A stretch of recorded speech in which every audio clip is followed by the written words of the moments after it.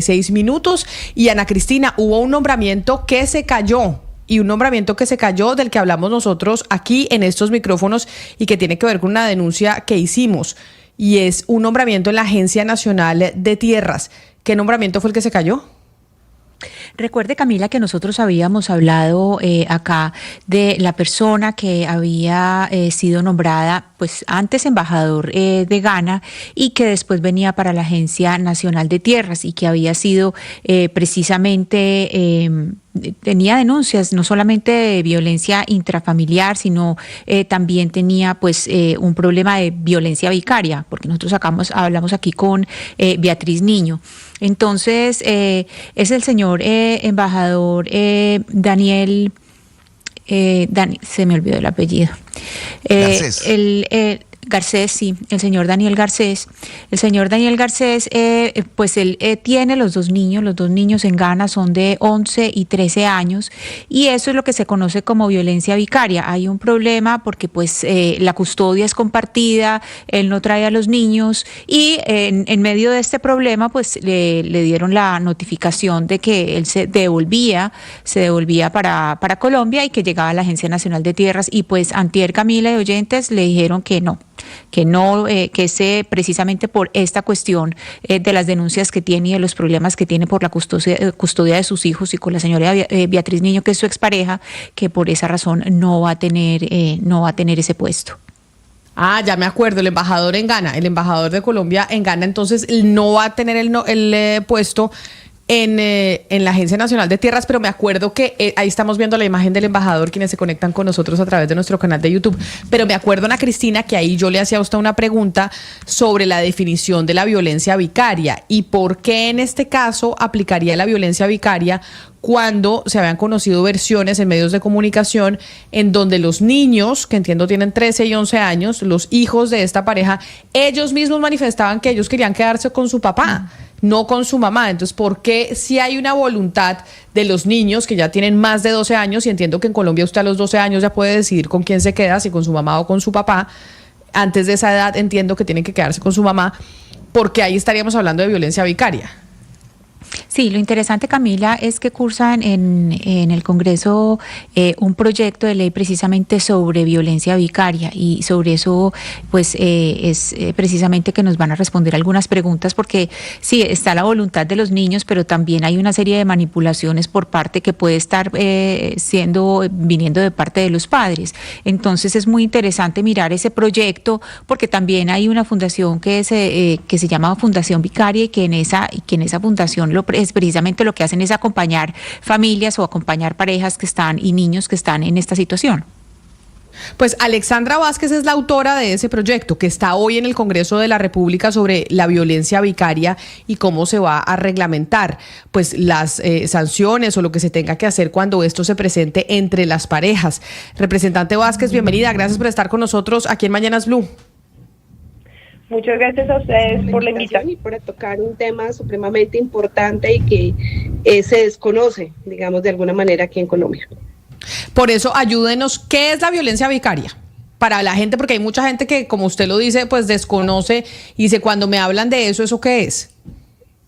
Bueno, la violencia vicaria es un término que fue acuñado más o menos sobre el año 2012 por una psicóloga clínica forense que se llama Sonia Bácaro, española, y habla de aquella violencia contra la mujer que es ejercida por un hombre a través de la instrumentalización de sus hijos o personas cercanas a su familia. Entonces, de alguna manera existe dentro de esta violencia vicaria no solamente la violencia psicológica, física, económica, que en muchas ocasiones hasta sexual, que previene antes o que prevé antes de la violencia, sino que también existe una manipulación psicológica hacia sus hijos y obviamente hacia las mujeres cuando son amenazadas.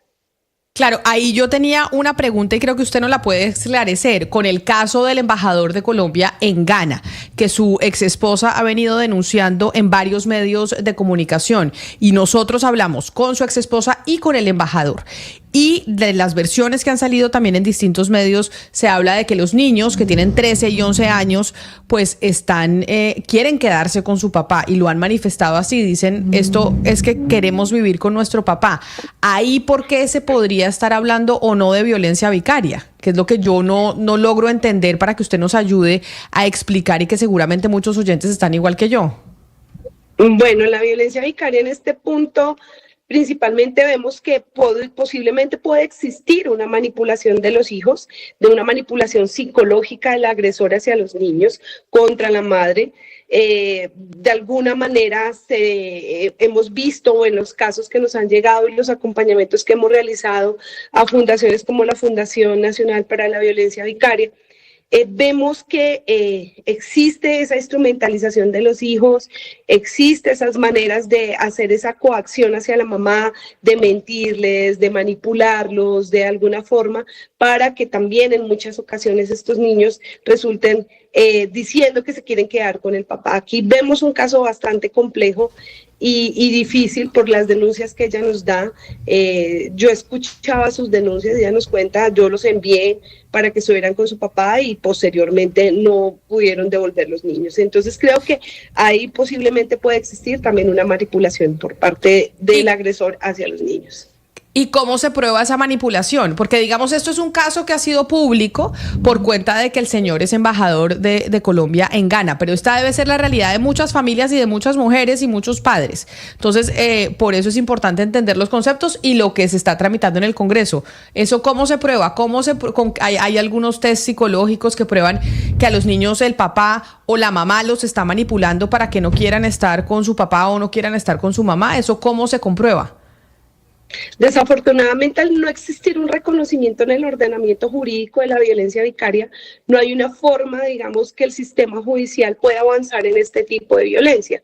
Además, de alguna manera, dentro de la justicia vemos que sigue siendo patriarcal, vemos una justicia que está llena de estereotipos y que no garantiza en muchas ocasiones que esta justicia pueda ser, digamos, de alguna forma pueda fallar a favor de las mujeres.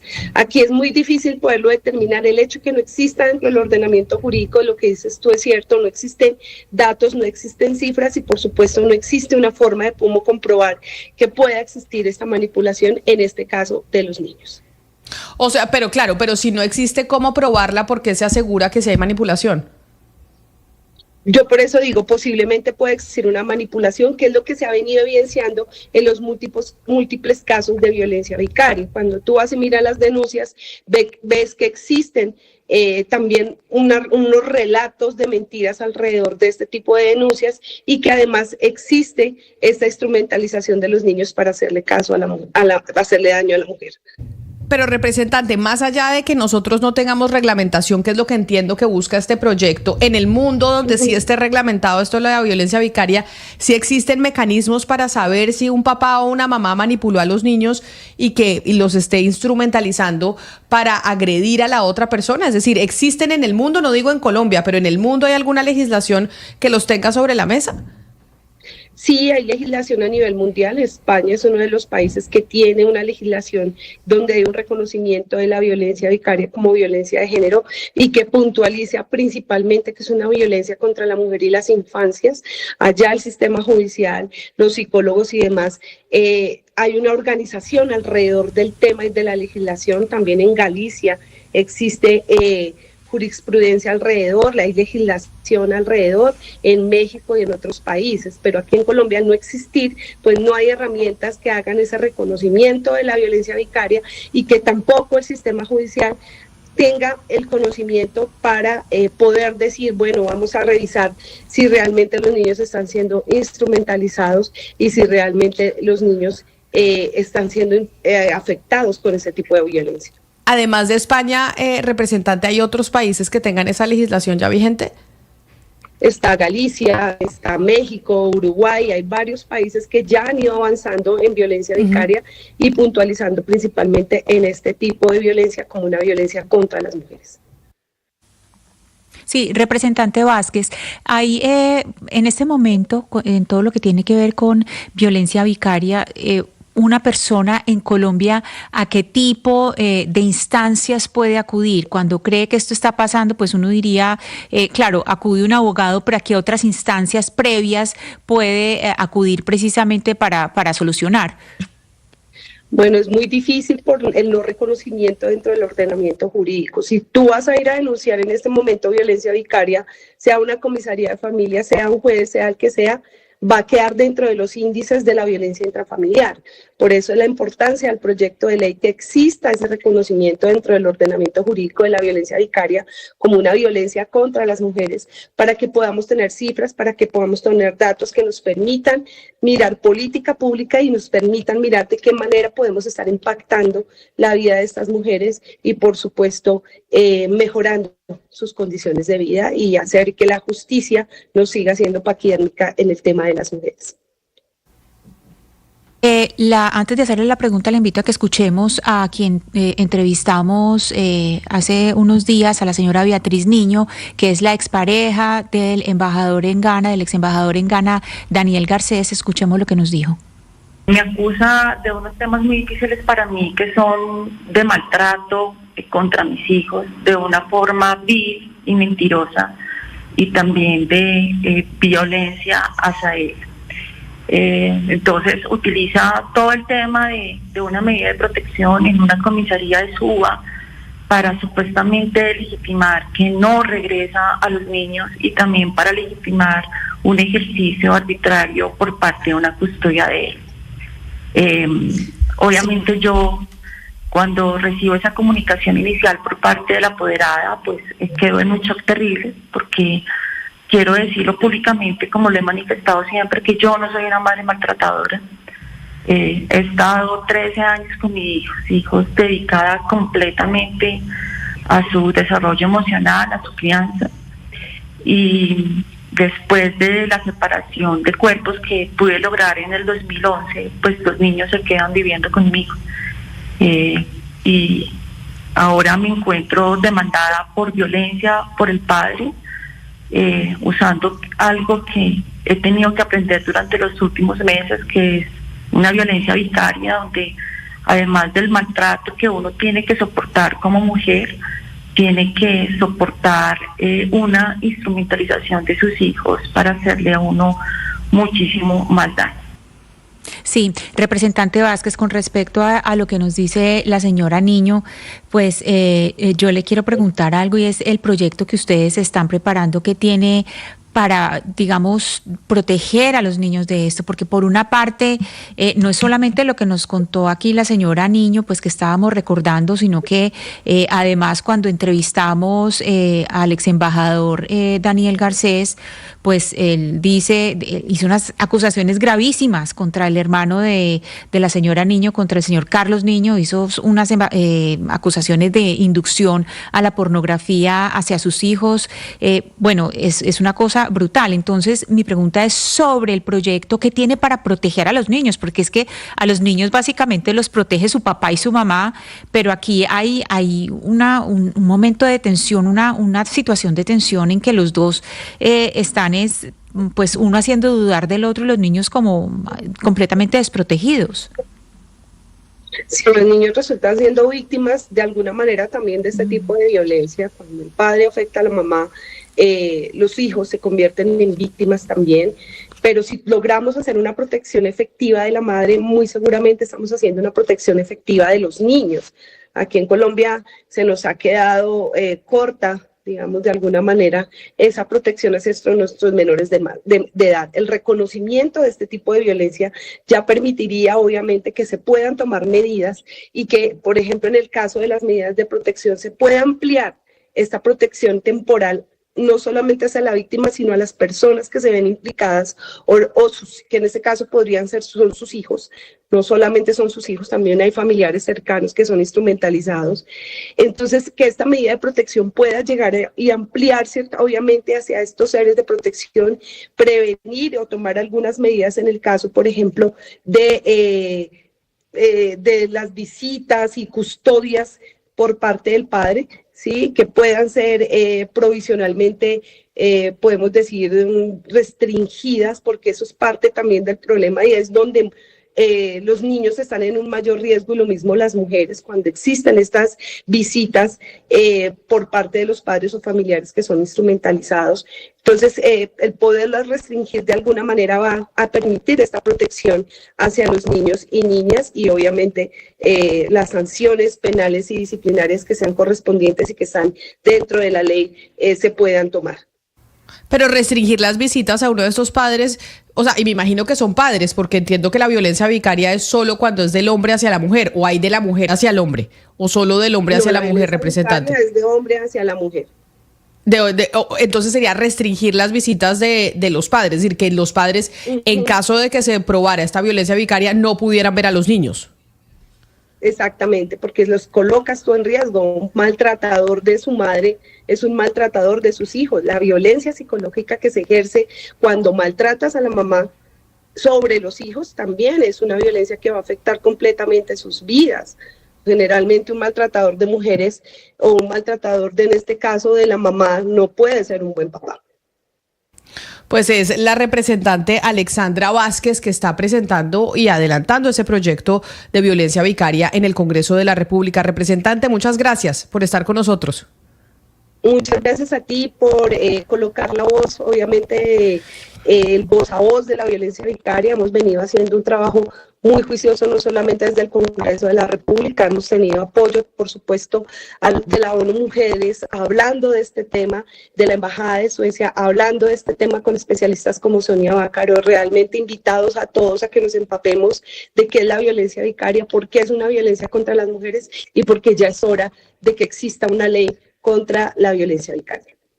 Muchas gracias, representante. Ana Cristina, yo no sé qué futuro vaya a tener el proyecto en el Congreso de la República, sobre todo cuando sabemos que son más hombres que mujeres en el Congreso. Y sobre todo porque yo creo, y acá lo estoy viendo a través de nuestra línea de WhatsApp en el 301-764-4108, pues que esto genera un efecto boomerang. Porque mire, por ejemplo, Víctor nos dice, ¿por qué siempre victimizan a las mujeres? Hay violencia vicaria de mujeres hacia los hombres también. Las mujeres utilizan a sus hijos para hacerle daño al esposo. ¿Por qué se le cree a los niños en unas historias y en otras no? En el caso del embajador de Ghana, ¿por qué no le creen a los adolescentes? Y acá me dice otro oyente, ¿esa justicia aplica solo a favor de las mujeres? ¿Qué pasa con los hombres? Que era lo que yo le preguntaba precisamente a la representante. Y entonces ahí, por ejemplo, Albeiro, mire que son todos hombres los que nos están escribiendo. Me dice, voy manejando, Camila, pero eso es solo para proteger a las mujeres. ¿Y los hombres qué? Siento que de las mujeres a los hombres también pasa mucho y también se utiliza a los niños para hacer daño a la pareja. Entonces ahí es donde yo digo que no sé qué futuro pueda tener el proyecto en el Congreso. Sí, pues Camila, yo la verdad no creo pues que este proyecto vaya a tener problemas porque haya muchos hombres votando. No creo que ese sea el problema. Yo el problema que le veo es a eso de comprobar si están manipulando a los niños o no. Esa es la dificultad que yo veo, porque eso es lo que no es claro. Fíjese que cuando usted le preguntaba a la representante por los países que tienen legislación con respecto a eso de comprobar si los niños están siendo manipulados, eso es muy difícil hacerlo. Por supuesto que hay personal psicológico y que son expertos en comprobar si los niños han sido manipulados, pero aquí también hemos tenido en estos micrófonos personas que nos han dicho que eso de cambiar recuerdos de los niños, la manipulación de recuerdos, la manipulación de memorias, pues que eso es algo que queda en un plano de la duda.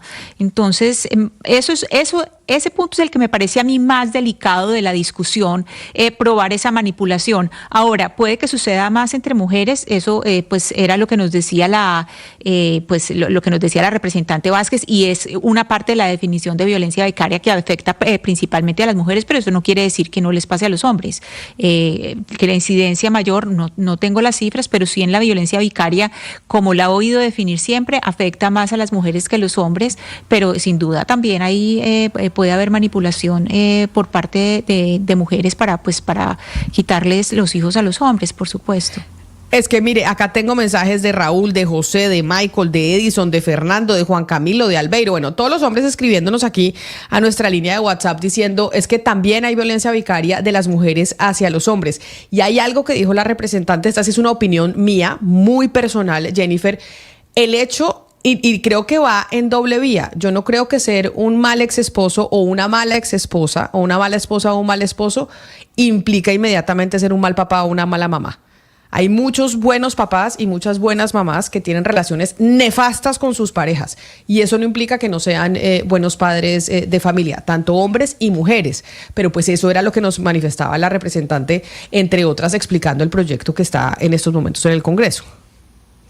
Por ejemplo, con el tema violencia, Camila, si hay un padre que maltrata a su esposa y la golpea, pues seguramente también puede tener estos síntomas o estos modos violentos con sus hijos. Yo lo entendí por ese lado.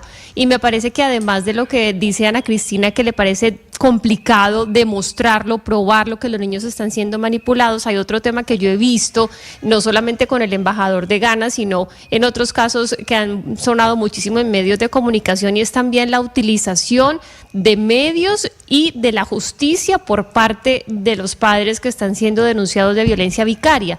¿A qué me refiero? Que ellos también denuncian a la mamá, denuncian por diferentes cosas, diferentes motivos, porque están maltratando a sus hijos según ellos, y eso al final se convierte en una guerra judicial y a veces mediática muy complicada para uno tomar una posición. Eso yo lo veo y creo que los hombres, los padres, han aprendido a utilizarlo también como modo de defensa y eso es sumamente preocupante. Acá, mire, es que, por ejemplo, me está escribiendo un oyente, por eso le digo lo de los hombres. Usted dice, Ana Cristina, que no cree que porque los hombres, yo estaría en desacuerdos. Solo tengo mensajes de hombres en estos momentos en donde me dice, por ejemplo, Julio, que dice que en su caso particular, él crió a su hijo hasta los 6 años, que su ex esposa pues lo dejó y tiempo después él conoció a otra mujer, se enamoró y se casó.